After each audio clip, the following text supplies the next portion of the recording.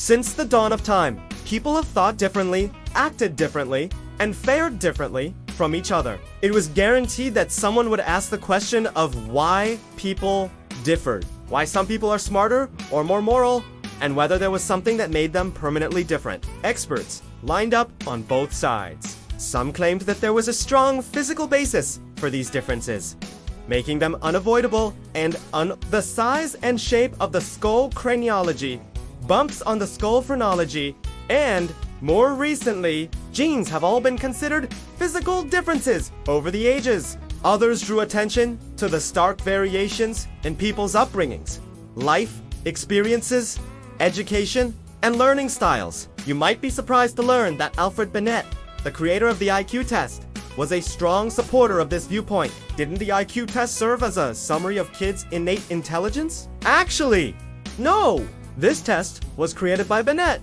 a Frenchman who worked in Paris in the early 20th century to identify children who were not benefiting from the public schools in Paris.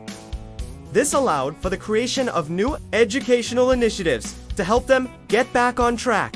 He thought that education and practice could result in fundamental changes in intelligence without discounting individual differences in children's intelligences. This passage from Modern Ideas About Children, one of his best-known books, sums up his work with hundreds of kids who struggle with learning. Who is correct? Today, most experts agree that it's not. It has nothing to do with genes, environment, or nature or nurture. The two are in a constant state of give and take from the moment of conception. Not only do genes and environment work together as we develop, but genes also need input from the environment to function correctly, according to renowned neuroscientist Gilbert.